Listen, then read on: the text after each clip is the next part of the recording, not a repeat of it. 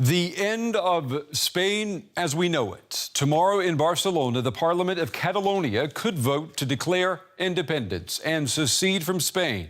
Tonight, bracing for Mañana, a tomorrow that much of Europe hopes will never come. I'm Brent Goff in Berlin. This is The Day.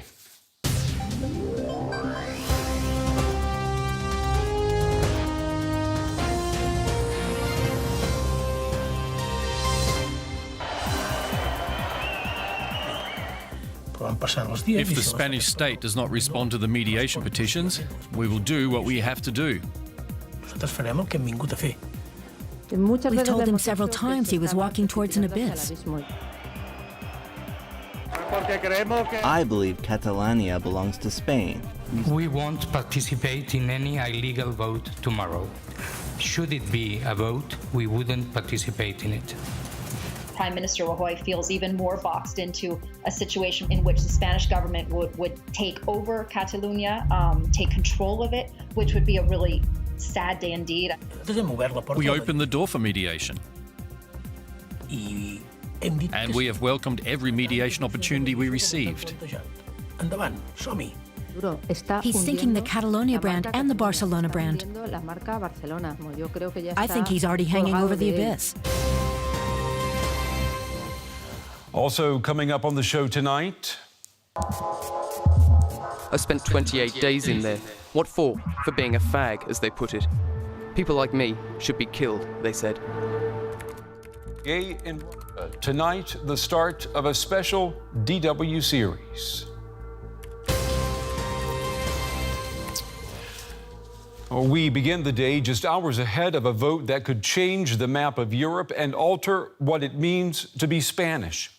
On Tuesday evening in Barcelona, the parliament of the region known as Catalonia is expected to vote in favor of becoming a sovereign country, a declaration of independence for some, a declaration of political civil war for others.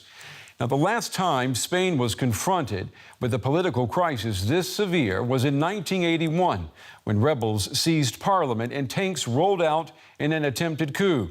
It was King Juan Carlos's demand on television that the coup be ended, which ultimately saved Spain's democracy. Well, this time the Spanish king has already spoken on the side of Spanish unity and against any independence move by Catalonia. Numerous companies, including banks, have announced plans to pack up and leave Barcelona. And today, France said it would not recognize Catalonia's decision to break away from Spain. Now, is all of that enough to stop Catalonia from going it alone? On Tuesday, all eyes will be focused here on the Catalonian Regional Parliament in Barcelona. It will be a test of unity in a nation that tonight is very divided. Well, we want to pull in our correspondents now. Georg Mattes, he is standing by for us in Barcelona, and Pablo Folle Elias is in Madrid. To both of you gentlemen, good evening. Georg, let me start with you. Pressure is building today on the Catalans not to succeed. Will they vote for independence anyway? There's so much at stake here, Brent, that when I talk to lawmakers in the Catalan parliament, which you see here behind me, you can practically feel the tension. The pressure on Puigdemont, the Catalan leader, is enormous to declare independence. Not just the pressure from the streets, but the pressure from within his own coalition government. I had the chance to talk to a lawmaker from the far left that is within that coalition government, and he told me that the Catalan leader practically has no other option than declare that independence, because that is what people will expect. Here's what he had to say. If we don't do that, well, I think that we will not do what majority people here in Catalonia wants us to do, and it's the reason because we were elected in 2015. So I think that we must do what citizens ask us to do. And Pablo, to the outside world, I mean, this is shocking and it's almost unbelievable. Are Spaniards, are they prepared to watch their country begin to break up tomorrow?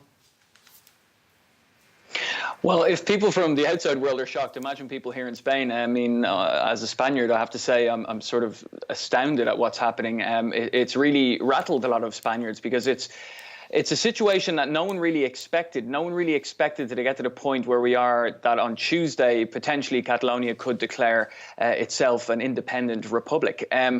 You know, for a lot of people, that's sort of almost a crazy idea. Now, what we've also seen is that the government have been very direct about what approach they're going to take with this, which is that, you know, if they have to take back control and they have to take control away from the Catalan regional government, they'll do that, which does have a lot of support amongst most Spaniards. And also, I would say, and this is a strange thing which was mentioned in the report, it's something that seems to be backed by all the political parties. And of course, that subsequently is, you know, reflected then in society, that people are actually quite united in that idea that things need to calm down, things need to get back to normal. Although I don't know how possible that's going to be in the next few days or weeks. And Pablo, what would that look like? I mean, maybe if you could explain to our viewers, if Madrid were to go into Catalonia and take complete control, are we talking about police moving in? Are we talking about soldiers moving in? I mean, what would it look like? Essentially, you have to think of it like this. Spain is a federal country, essentially. I mean, it's sort of a kind of a complicated structure. But I mean, each autonomous community has powers. What would happen is that Catalonia's would be suspended. So instead of them looking after, for example, their education system or healthcare, that would now be controlled directly from Madrid, as opposed to the regional government controlling that. Now, the police force as well in Spain is also quite complex. That wouldn't really change. I mean, at the end of the day, it's still controlled by the Interior Ministry here in Madrid. But basically what it would mean is that the Catalan regional government's functions would essentially be null and void. They wouldn't be able to make any decisions, and all those decisions would be made here in Madrid by the central government. And Georg, let's bring you back then there to Barcelona. What about the Catalan opposition in Parliament? I mean, where do they stand on independence?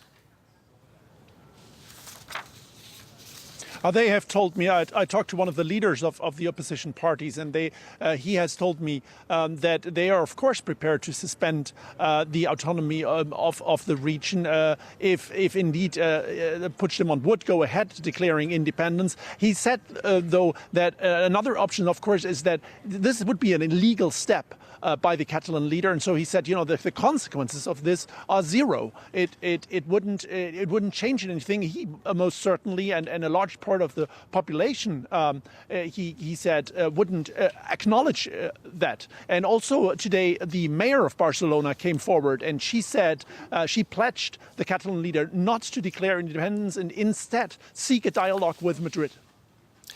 And Pablo, the last time that Spain was faced with a crisis this severe was back in 1981. There was an attempted coup in the country. Is that trauma, or maybe I should ask, how is that trauma from 1981, how is it speaking to what the country is experiencing now? I mean, this is very much a generational issue as well. I mean, you have to bear in mind that anybody born in like the 80s or the 90s, essentially this, you know, this is a very new situation for us. No one really expected this. I mean, speaking to my parents and people of that generation, they have memories of the dictatorship, for example, the coup d'etat attempted coup d'etat in 1981, very fresh in their mind, and they're very concerned about the fact that, you know, we're going into this situation that no one really knows what the outcome may be, where it might go, and it's incredibly confusing. And I find that people, including ourselves as journalists, have been saying time and time again, well, we simply don't really have any answers. We don't really know what's going to happen. We're going to have to wait and see, which are all the things that, you know, we tried to avoid. Right. So it's a very worrying time, Brent. Our correspondents Pablo Elias in Madrid and Georg Mattes on the story for us in Barcelona tonight. To both of you gentlemen, thank you very much.